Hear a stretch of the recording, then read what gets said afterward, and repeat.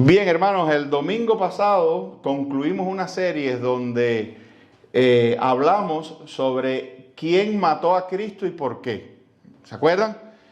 Que vimos vimos la seriedad del pecado, la santidad de Dios y cómo para que el hombre pecador pudiera reconciliarse o pudiera hacer la paz con el Dios Santo, tuvo que intervenir la muerte, y la muerte del Cordero Santo inmolado, como dice la Escritura, un ser perfecto. Dios demandaba perfección. Ninguno de nosotros se la podía dar y por lo tanto Dios mismo se proveyó el Cordero perfecto y demandó esa perfección, solo que la demandó de un sustituto. Amén. Cristo murió. Ese es en esencia el plan de salvación. Cristo murió por los pecadores como sustituto. Y la salvación, Cristo vivió la vida que nosotros no podíamos vivir y Cristo murió por nosotros, expió nuestro pecado, o sea, recibió el pago, la condena, la sentencia, el castigo de nuestros pecados, y Dios ofrece ese acto gratuitamente por la fe. Y tú dices, oye, ¿quién se le ocurrió eso? A Dios mismo. La salvación, el plan de salvación es el diseño de Dios. Dios encontró satisfactorio para su justicia y su santidad diferir la muerte, la condenación nuestra en un ser perfecto, sin mancha y sin pecado, y acreditarnos eso a nosotros si nosotros solamente lo creíamos, si nosotros por la fe nos apropiábamos de eso. Y esto de la fe no es que yo de alguna manera hago un ejercicio mental o repito una fórmula, ya tengo la fe y ya creo. No, la fe es una transformación y de eso es lo que vamos a hablar hoy. La fe es una transformación, la fe es una implantación divina. ¿Qué tipo de fe es la que cree en esto que yo te acabo de explicar? Es una fe sobrenatural. El hombre natural no tiene la capacidad de creer en eso. Dice la Biblia que para el hombre natural estas cosas son locura. Te digo esto para que la próxima vez que tú tropieces, y yo sé que te ha pasado, con gente allá afuera que dice, pero mijo, tú estás loco, ¿dónde tú has sacado eso? ¿Qué invento es ese? Y se burlen y se ríen en tu cara. Y piensa así, a veces son molestos y eso es tremendo. Pero entiende esto, él no tiene la capacidad de creer. Amén. Él no tiene la capacidad de creer. Él está muerto en delitos y pecados, él está muerto. Y digamos, esa especie de dádiva interna, esa capacidad interna que te hace a ti ver todo esto que te he explicado, decir es cierto, tiene sentido y creo en eso, eso ellos no lo tienen. Eso es sobrenatural. El plan de salvación es sobrenatural, Dios es sobrenatural, la venida de la encarnación es sobrenatural, la resurrección es sobrenatural, y esta transferencia de la paga de Cristo a favor tuyo, todo esto es sobrenatural. Por ende, se debe creer sobrenaturalmente. Por eso la Biblia dice, acomodando lo espiritual a lo espiritual. El hombre natural no puede entender lo espiritual. Amén. Entonces, ahora lo que yo te quiero hoy explicar es que Dios hizo algo más. ¿A qué se refiere, pastor? Bueno, te acabo de explicar quién mató a Cristo y por qué, ¿no? ¿Verdad? Digamos que el hecho ya está consumado. Cristo dijo consumado es cuando murió. O sea, oficialmente la solución del pecado fue concluida, fue resuelta. Dios terminó lo que se había propuesto de proveer la salvación. Pero Dios hizo algo más. ¿Qué fue lo que Dios hizo? Bueno, pues como que te estoy diciendo que para creer en eso hace falta una fe sobrenatural.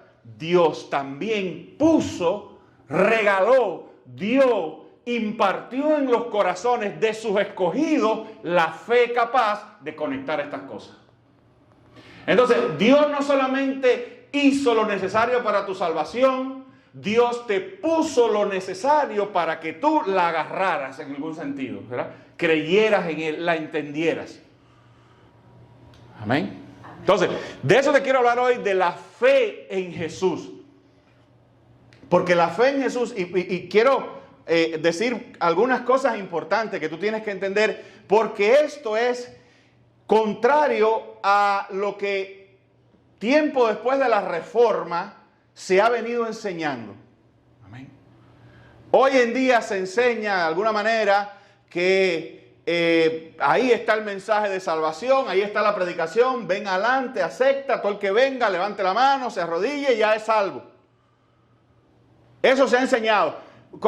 Y se ha dejado fuera decirle a las personas que, precisamente como dice la Escritura, la salvación pertenece a Jehová. Y nadie genera su propia fe. Escucha esto es importante. Nadie tiene un órgano allá adentro que autogenera la fe. Como por ejemplo, yo tengo, digamos, un órgano dentro de mis huesos, en mi médula, que produce los elementos importantes para la sangre. Yo autogenero eso. Yo autogenero mi propia sangre en la médula. La fe no es así. Esto es importante, hermano. Yo no autogenero la fe, por lo menos la de Cristo. Yo no la autogenero, eso es algo que se me da. Entonces, podemos decir, la fe con la que tú crees no es tuya. Te lo repito, la fe con la que tú crees en Cristo no es tuya, te ha sido dada. Entonces mira qué maravilloso es Dios, que Dios no te dejó en un estado de incapacidad. Imagínate que Dios haya hecho el plan de salvación, lo hizo, lo terminó, Cristo murió, dijo, consumado es, y te dijo, bueno, ahí está, crean en Él. Y tú no puedes creer. Porque eres hombre natural y esas cosas te son locura y estás muerto en delito y pecado. ¿Qué hizo Dios? Pues Dios te dio la capacidad de creer. Amén. Entonces, para que tú aprendas a adorar a Dios de verdad y a agradecerle de verdad y a exaltarle de verdad, recuerda que si hoy en día tú eres cristiano y crees y ves, es porque Dios te regaló eso también. Amén. Dios lo hizo todo, hermano. Dios lo hizo todo. Dios, por eso Cristo dice, no me elegisteis vosotros a mí, sino que yo os he elegido a vosotros. Amén. Pero entonces, miren, un texto importante con el que quiero comenzar. Efesios 2 del 8 al 9. Efesios 2 del 8 al 9. Dice así: porque por gracias sois salvos. Por medio, ¿de qué cosa? De la fe. Y esto no de vosotros, pues es don de Dios. No por obra, para que nadie se gloríe. ¿Tú sabes lo que quiere decir ese texto? Fíjate, una cosa interesante. Si la fe con la que tú crees hubiera sido algo que tú autogeneraste, eso es una obra. Eso es una obra que tú hiciste. Amén. Si la fe con la que tú crees, tú la hubieras producido, eso es una obra. Y la gente no piensa esto, pero mira, yo esto lo he repetido varias veces y es bueno repetirlo para que la gente se le grabe eso. La gente dice, no, pero espérese, pastor, Dios lo hizo todo. O digamos casi todo. Pero lo último ya que faltaba es que tú, noten, pusieras la fe. Es como decir, mira, pastor, Dios se acerca a ti tan cerca como 1 milímetro. ¿Tú sabes lo que es 1 milímetro? 1 milímetro es una cosa chiquitica. Tan cerca como 1 milímetro, pero tú pones el último milímetro. Amén. O otra gente lo ha puesto de esta manera. Mira, Dios, tú no estás muerto, tú te estás ahogando en el agua, ahogándote, chapoleteándote, y Dios te extiende la mano y te dice, aquí está mi mano, sálvate. Y lo único que tú tienes que hacer es engarzar la mano de Dios. Eso suena muy bonito, ¿no verdad? Pero hay un pequeño detalle. si tú pusiste el milímetro, si tú pusiste el agarre, si tú pusiste lo último, piensa, no importa cuánto Dios haya hecho, si la última partecita la pones tú, eso es obra, y sin esa parte nunca hubiera habido salvación. Por lo tanto, tú mereces gloria. Gloria de 1 milímetro, gloria de un manotazo, gloria de lo que sea, pero la verdad es que tú te puedes parar en los corredores celestiales y decir, sí Señor, tú hiciste lo máximo por mí, pero yo tuve que poner ese último milímetro. Sin ese milímetro no hubiera habido salvación. Sin ese último manotazo no hubiera habido salvación. ¿Te das cuenta? Dios dice, no, eso no fue lo que pasó. Tú no estabas, yo no me acerqué a ti hasta 1 milímetro, no, yo te agarré completo, dice la Escritura. La Biblia dice, no, tú no estabas chapoleteando en el agua, tú estabas en lo profundo del mar, ahogado y muerto, y yo me tiré ahí abajo, te levanté, te saqué, te traje a la orilla y te di vida. Amén. Lo que tú llamas la fe no fue otra cosa que el abrir los ojos de una vida que ya yo te había dado. Entonces tú creíste con la fe que yo implanté, que yo soplé, que yo puse en ti. Amén. Sin esa resurrección, sin esa regeneración, sin ese chispazo de vida, tú no hubieras podido nunca creer. Porque tú no estabas grave, tú estabas muerto, dice la Escritura. Lo que dice el texto antes de ese dice, y vosotros estabais muertos en vuestros delitos y pecados. Muertos. Amén. Y entonces dice, por gracia sois salvos y por medio de la fe. Y esto no de vosotros, pues es un don de Dios. No por obras, para que nadie se gloríe, dice el texto. Amén. Amén. O sea que nadie se puede gloriar ni por el milímetro, ni por el manotazo, ni por la inteligencia. Nadie. Nadie. No creo que nadie que esté muerto, si lo resucitan, diga, ay, estoy vivo gracias a mí. Yo quise ser vivo, estar vivo. Yo muerto, deseé estar vivo. ¿Verdad que es un absurdo?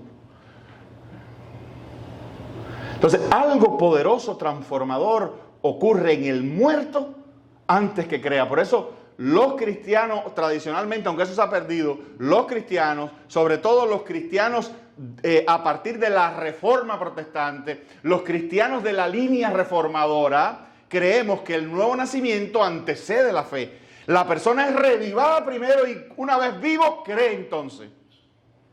Pero esa reanimación vital se la da Dios a un muerto, no a un medio muerto. Amén. Gloria a Dios. Hay una canción muy bonita de Marcos Vidal que dice, he despertado en el redil no sé cómo, entre cuidados y algodones del pastor. Esa es tremenda imagen, porque tu salvación no es otra cosa que un despertar. ¿Y quién te despertó? Dios mismo.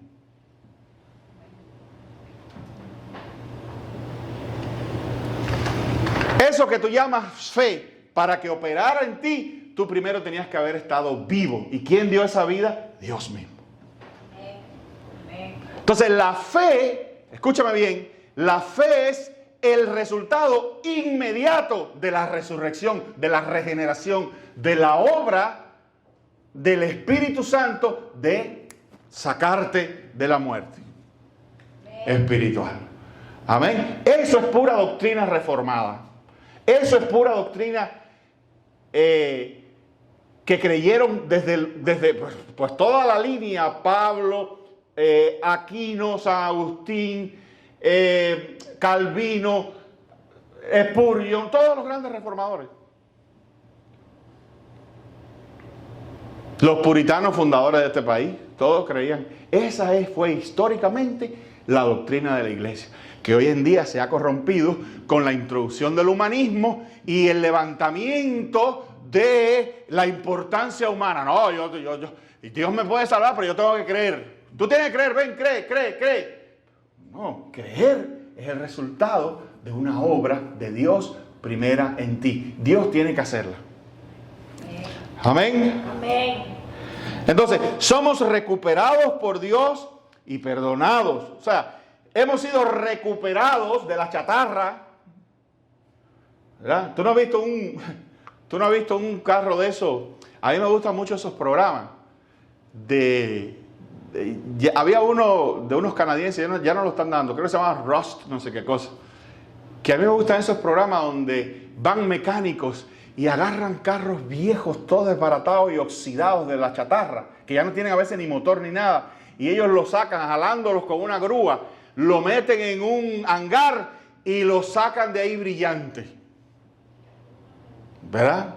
Los recuperan y los limpian, les empiezan a buscar las piezas, le ponen motor, los chapistean, le ponen de todo, a veces hasta porque todavía hay gente que se dedica a producir las partes originales, sobre todo los carros viejos.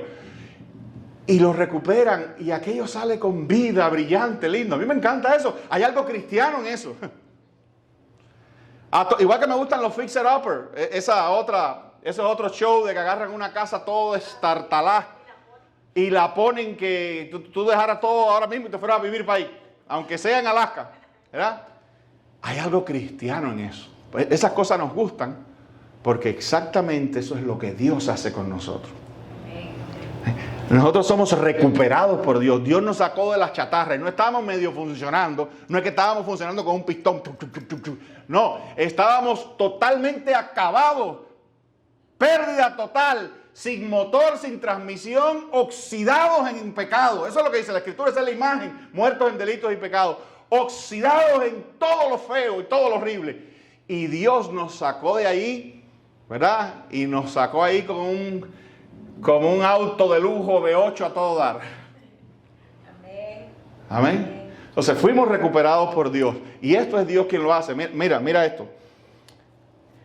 Mire, lo más interesante es que muchos de estos textos, quien los habla y los enseña es el propio Jesús. Que tú puedes decir, bueno, esto lo dijo Pablo, lo dijo Juan. Vamos a ver qué dijo Jesús, a ver si interpretamos correctamente esto. No, el problema es que muchos de estos textos lo dijo Cristo mismo. Amén. Cristo mismo. Miren este. Juan 6:44. Juan 6:44. Yo este es un super texto. ¿Se acuerdan que yo tengo costumbre de decir algunos textos super textos porque son tremendos como este? Y señálalo, porque además está poderosísimo. Juan 6:44. Dice así. Ninguno puede venir a mí.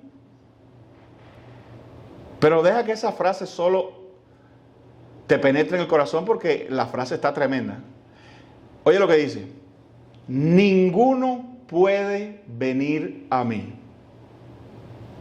Tú sabes que hay ahí hay dos cosas.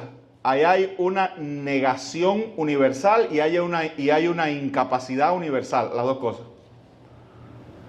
Porque dice ninguno. Es una negación universal. Y la incapacidad universal es esta. Puede. ¿Escuchaste? Ninguno puede. ¿Dónde se habla así también? En Romanos. No hay quien haga el bien. No hay ni siquiera, ¿qué cosa? Uno. Dice Romanos 3. No hay quien haga lo bueno. No hay quien busque a Dios, dice así, no hay ni siquiera uno. Déjame quitarte esta otra idea de la cabeza para que no la repitas y no seas hallado en el error doctrinal. Ninguno puede. Deja de decir que fulano está buscando a Dios. Porque ninguno puede venir a mí. Andar buscando a Dios presupone alguna especie de ir, ¿no? Está buscando, o sea, anda detrás de Cristo, anda detrás de Dios. Pero dice Cristo, no, ninguno puede. Pero pastores Pérez, hay gente que uno sí se da cuenta que llegan a Cristo y se conectan a Cristo. Espérate, deja terminar el texto. ¿Verdad? Volvamos otra vez. Ninguno puede venir a mí si el Padre que me envió no le trajere. Y yo le resucitaré en el día postrero.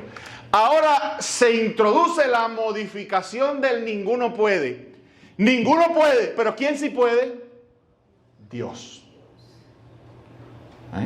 Ninguno puede venir a mí si el Padre no le trajere. Y entonces yo le resucitaré en el día postrero. Ahora, lo otro que dice el texto, acuérdate, el texto empieza medio negativo, pero se pone bueno. Porque dice, ninguno puede venir a mí si el Padre no le trajere. Y si el Padre le trae, dice qué cosa, y yo le resucitaré. Entonces, el que sí viene a Cristo, atraído por el Padre, Dios lo va a resucitar en el día postrero. No se va a perder. No dice el texto, ninguno puede venir a mí si el Padre no le trajere, y a lo mejor Dios lo resucita en el día postrero. Hay que ver. No, Cristo dice, yo lo resucitaré en el día postrero. El que viene a mí, aunque esté muerto, ¿qué cosa? Vivirá. Ahora tú entiendes cómo todos esos textos se empiezan a armonizar. Porque la gente dice, no, pero yo veo que van y yo veo que aceptan a Cristo y que se entregan y siguen. Y el Padre los trajo. Si no, no hubieran venido. El Padre soberanamente, a través de la obra misteriosa, a veces visible o invisible, a veces de Dios, lleva a la gente a Cristo. La salvación pertenece a Jehová. Tú eres cristiano no porque tú fuiste, no porque tú eres más inteligente, no porque generaste la fe, sino porque Dios mismo te trajo a Cristo. Dios mismo te resucitó e iluminó tu mente para que entendieras a Cristo y creyeras en Él.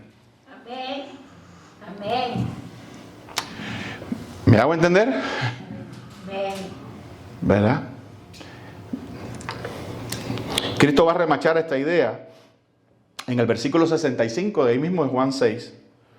Juan 6, 65. Dice, por eso os he dicho que ninguno puede venir a mí si no le fuere dado del Padre. Amén. Tú eres cristiano. Pero pastor, yo creo en Cristo. Entiendo eso que usted dice, el sacrificio. Yo lo entiendo y lo creo y lo amo. Dice la Escritura, eso se te dio. Dios te lo dio. Ven también cómo ese texto armoniza con por gracia soy salvo por medio de la fe y esto no de vosotros, pues es un don de Dios. Es exactamente el mismo tema. Amén. Amén. Dios te entregó a Jesús. Dios te escogió, te marcó ante la fundación del mundo y condujo tu vida y tu existencia para que tú le conocieras. Tú eres escogido de Dios ante la fundación del mundo. Sobre ti resplandeció Jehová. Pastor, ¿y qué hago con eso? Me siento como que no puedo hacer nada. Exactamente. ¿Sabes lo que puedes hacer? Agradecer y vivir para siempre para aquel que pudo haberte dejado directo en un destino infernal y condenado y asaltó tu vida, ¿verdad? No asaltó porque parece que te cayó en el medio, no. Preparó tu vida antes de la fundación del mundo para que fueras para Él. Diseñó la salvación y el Salvador y vino y se encarnó para en una cruz resolver el problema del pecado por ti. Y esto es otra teología importantísima que un día vamos a tratar, ¿verdad? Cristo no vino a morir para hacer algo potencial. Cristo murió para que potencialmente todo el mundo se salve. No, Cristo vino para hacer efectivo la salvación de su pueblo. Cuando Cristo murió en la cruz, sabía por quién estaba muriendo y tú eras uno de ellos. Amén. Amén. Gloria a Dios. No fue que Cristo murió y dijo, bueno, acabo de morir, ya he resuelto el pecado, aquí está el buffet dispuesto para todos los que quieran venir a comer. No, porque en ese caso nadie hubiera ido. ¿Sabe por qué? Porque ninguno puede. Amén. Dios había escogido desde antes de la fundación del mundo quienes habían de ser salvos. Y por ellos, Cristo murió en la cruz. Cristo murió por gente con nombre y apellido, no murió así. La muerte de Cristo fue efectiva, por ende Cristo dijo consumado es. Amén. Amén. Mire, dice Colosenses 1 del 12 al 13. Con gozo dando gracias al Padre que nos hizo aptos. Eso de que, oye esto, para que tú veas cómo es el mismo criterio con muchas palabras para que lo entendamos. Con gozo dando gracias al Padre que nos hizo aptos. Nos preparó por la regeneración y la fe, puse yo entre paréntesis, para participar de la herencia de los santos en luz, el cual nos ha librado de la potestad de las tinieblas y trasladado a su reino, al reino de su amado Hijo, en quien tenemos redención por su sangre y el perdón de pecados. Amén. Pero ¿y yo? ¿En qué sentido yo he sido trasladado al reino? Pero yo estoy aquí en este reino de este mundo todavía. Ajá. En el decreto de Dios tú estás en el reino de los cielos ya. Fíjate, pero oiga lo que dice. Con gozo dando gracias al Padre que nos hizo aptos. Si yo tengo que participar en una carrera de saltar obstáculos, obviamente alguien tiene que entrenarme y hacerme apto para poder saltar los obstáculos, ¿verdad? Pues Dios te hizo apto para creer en Cristo Jesús, para la fe, para ser salvo. Dios lo hizo. Amén. No fue que yo me hice un entrenamiento y yo me puse apto. ¿Verdad? Dios nos preparó por la regeneración, por la obra del Espíritu Santo, para creer. Dice, para participar, esa es la fe, de la herencia de los santos en luz, el cual nos ha librado de la potestad de las tinieblas y trasladado al reino de su Hijo amado, en quien tenemos redención por su sangre y perdón de pecados. ¿Te das cuenta cuánta posesión tenemos? Todo eso que dice el texto, lo tienes. Lo tienes. Amén. Te ha sido otorgado. Eso es inquebrantable, irrompible. Eso está por eso Cristo decía, mis ovejas, nadie las arrebata de mi mano, porque el Padre que me las dio mayor que todos es, y nadie puede revertir todo lo que dice este texto. ¿Estoy hablando en chino o están entendiendo, verdad? Qué maravilloso es nuestro Dios. Qué maravilloso ha sido. Tú no tenías motivo para pensar en la maravilla de Dios. Piensa en esta. Piensa. Tú te crees un desgraciado y un desdichado en la vida, ¿verdad? Ay, yo vine en esta vida y ¿por qué yo no nací en vez de ser yo? ¿Por qué no fui, no sé, Shakira? ¿O por qué no fui el CEO del concierto de Coldplay? Mira, naciste y desde que viniste, desde que en la divinidad se decidió que tú existieras, ya fue eso determinado en amor de Dios mismo. Tu existencia, tú podías ser Shakira o el CEO y terminar en el infierno. Y irte muy bien aquí. Tú pudieras quizás hoy no sentirte una persona desdichada, sentirte que tienes todo, que tienes todo el dinero, que tienes la persona amada, que tienes buenos hijos, que tienes un futuro prometedor y después ir para el infierno.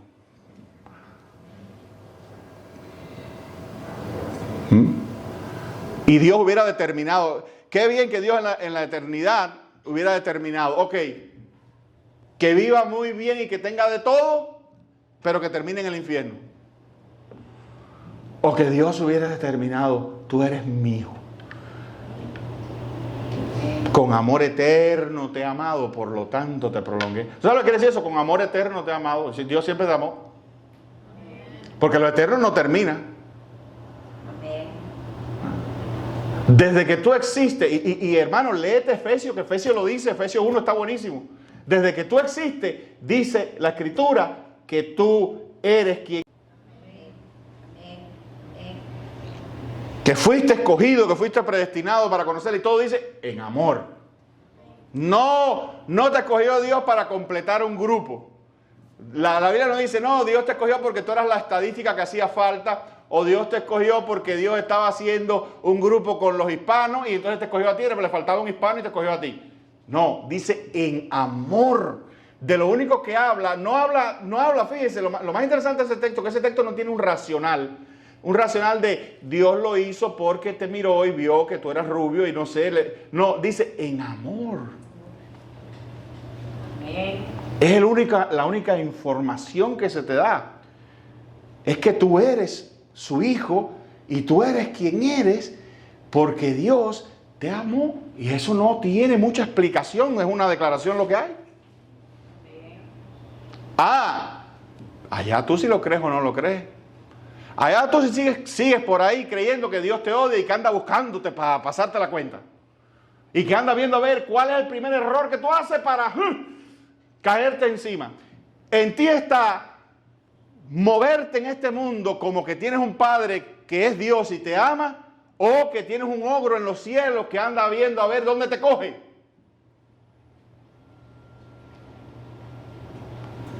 Y aún cuando tú pecas, si tú tienes la opción de creer que tienes un padre que te va a amar y va a trabajar con tu mejoramiento, pero en amor, o alguien que cuando tú pecas va a decir, oh, no, ya, lo siento.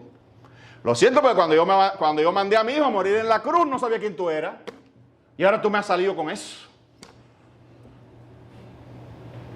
Como si Dios no fuera omnisciente. Como si Dios no supiera lo que tú vas a hacer de aquí a 10 minutos. Y aún así dice, yo lo amo. Y yo lo voy a resucitar.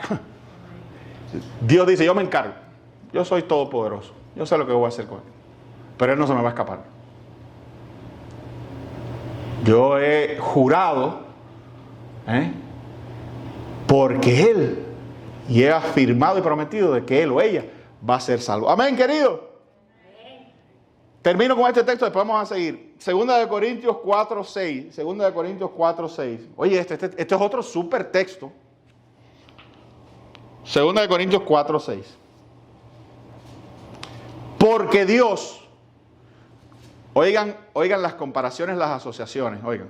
Esto te va a recordar otros textos, pero para que tú entiendas lo que quiere decir. Dice, porque Dios, que mandó que de las tinieblas resplandeciese la luz, te está conectando con el Génesis, es el que resplandeció en nuestros corazones para iluminación del conocimiento de la gloria de Dios en la faz de Jesucristo. ¿De qué habla el texto? Bueno, el texto habla de oscuridades que se van por una luz que aparece, y cuando aparece una luz, ¿qué es lo que se ve? La faz de Jesucristo.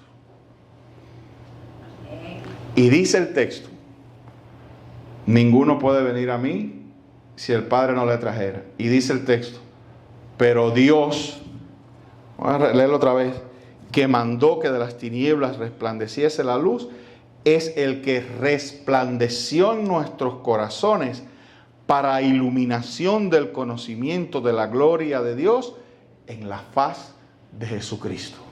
La faz es el rostro. Amén. Amén.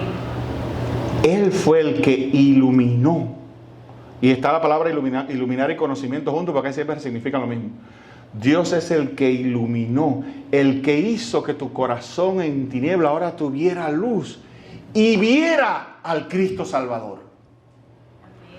Por gracia soy salvo por medio de la fe, y esto no de vosotros, pues es un don de Dios. Dios fue el que trajo la luz de Jesús, la iluminación en tu mente, el procesamiento intelectual, la concepción intelectual del plan de salvación en Cristo Jesús a través de esa obra que la Biblia llama un resplandecer. ¿Y sabe y qué dijo Dios? Sea la luz, y fue. Pues Cristo dijo también en tu vida, sea la luz, y fue la luz. ¿Y cuál luz? La de salvación. la de Cristo. O sea, Dios dijo, sea Jesús en tu vida. ¿No dice la Biblia que Él es la luz del mundo? Entonces tú eres que, ay pastor, yo creo en Cristo, porque Dios dijo, sea Cristo en tu vida. Amén, queridos hermanos. Amén. Pero fue Él. Gloria a Dios. Entonces predica. ¿Tú sabes por qué? Porque esto no es tuyo. Como tú no eres el que tiene que resplandecer, tú predicas para que sin saberlo te tropieces con la buena tierra. Tírale la semilla a todo el mundo. ¿Sabes que estoy hablando de la palabra del sembrador? Tírale la semilla a todo el mundo porque Dios ha hecho apta o apto la buena tierra. ¿Para qué? Para que cuando tu semilla crezca, enseguida germine, ¿verdad? La salvación. Amén. Amén. Amén. Predícala a todo el mundo. Predícala a todo el mundo que el Espíritu Santo va contigo, ayudándote, y Dios va en su pueblo, en sus escogidos, resplandeciendo a Cristo, mostrando a Cristo, iluminando el conocimiento con la verdad de lo que tú predicas. Amén. Y cuando cae en la buena tierra da fruto. Bien, hermano, vamos a dejarlo allí. Después vamos a seguir con este tema de la fe de Jesús. Espero que esto te anime, te fortalezca, te bendiga y sepas quién tú eres. Tú no eres cualquier cosa, esa es tu identidad. Tu identidad es que tú perteneces a Dios desde antes de la fundación del mundo. Y no te vas a ir. ¿Ok? Que ojalá que tú dures muchos años, pero si mueres mañana, estás con Él, seguro, afincado. Vaya, vas a dejar atrás todas las penurias de este mundo. Y tu Salvador te estará esperando con los brazos abiertos.